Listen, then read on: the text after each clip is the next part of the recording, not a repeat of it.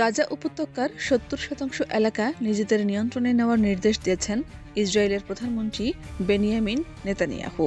অধিকৃত পশ্চিম তীরে আয়োজিত এক সম্মেলনে তিনি জানান, হামাসের বিরুদ্ধে চলমান সামরিক অভিযানে ইসরায়েল ধাপে ধাপে আরও এলাকা দখলে নিচ্ছে।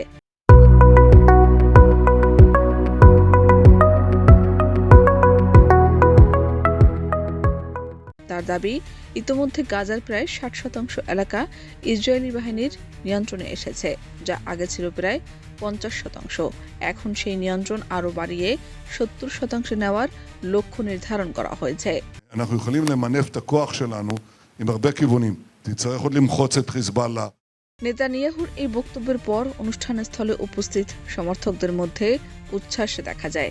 অনেকেই পুরো গাজা উপত্যকা ইসরায়েলের নিয়ন্ত্রণে নেওয়ার দাবিতে স্লোগান দেন। তবে আন্তর্জাতিক বিভিন্ন সাহায্য সংস্থা ও পর্যবেক্ষকদের তথ্যে দেখা গেছে, এপ্রিলে ইসরায়েলি বাহিনী গাজার প্রায় ৬৪% এলাকা নিয়ন্ত্রণে নিয়েছে।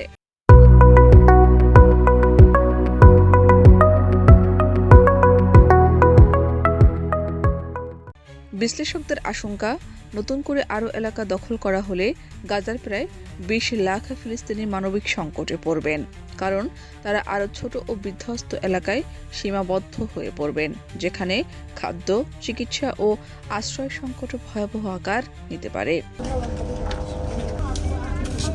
এদিকে ইসরায়েলের এই পরিকল্পনার তীব্র বিরোধিতা করেছে হামাস। সংগঠনটির অভিযোগ, যুদ্ধবিরতি চুক্তির শর্ত উপেক্ষা করে ইসরায়েল নতুন করে সীমানা নির্ধারণ করছে। হামাস বলছে, এটি পূর্বের সমঝোতার স্পষ্ট লঙ্ঘন এবং গাজায় স্থায়ী সামরিক নিয়ন্ত্রণ প্রতিষ্ঠার চেষ্টা। শাহনাজ পারভীন, দেশ রূপান্তর।